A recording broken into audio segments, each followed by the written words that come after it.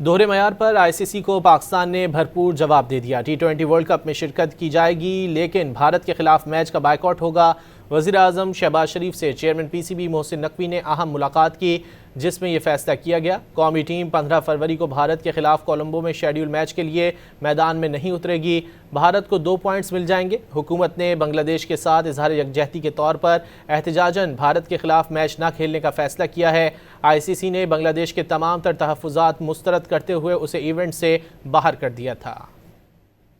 ٹی20 world cup کی رونقیں ماند پڑ گئیں۔ پاکستان کا ٹی20 ورلڈ کپ سے متعلق بڑا فیصلہ، ٹورنامنٹ میں شرکت کرنے، بھارت کے خلاف میچ نہ کھیلنے کا اعلان کر دیا۔ وزیر اعظم شہباز شریف اور chairman P C B Mohsin Naqvi کے درمیان طویل مشاورت کے بعد حکومت پاکستان نے اعلامیہ جاری کیا۔ پاکستان نے بنگلہ دیش کے ساتھ اظہار یکجہتی کے طور پر احتجاجاً بھارت سے نہ کھیلنے کا فیصلہ کیا۔ پاکستان کو ٹی20 ورلڈ کپ میں 15 فروری کو بھارت کے خلاف کولمبو میں میچ کھیلنا تھا۔ میچ کے 2 پوائنٹس اب بھارت کو مل جائیں گے۔ پاکستان کی ٹیم اب ورلڈ کپ میں نیدرلینڈ، امریکہ اور نیمیبیا کے خلاف میچ کھیلے گی۔ قومی ٹیم بھارت کے خلاف میچ کا بائیکاٹ کر کے بھی اگلے مرحلے میں پہنچ سکتی ہے۔ پاکستان کے بائیکاٹ سے آئی سی سی ٹی20 ورلڈ کپ کو بڑا مالی جھٹکا لگے گا۔ آئی سی سی ایونٹ کی 40 سے 50% آمدنی اسی میچ سے ہوتی ہے۔ بنگلہ دیش نے مستفیض الرحمان کو آئی پی ایل سے نکالے جانے کے بعد ٹیم بھارت نہ بھیجنے کا فیصلہ کیا تھا۔ انٹرنیشنل کرکٹ کونسل نے بنگلہ دیش کے تمام تر تحفظات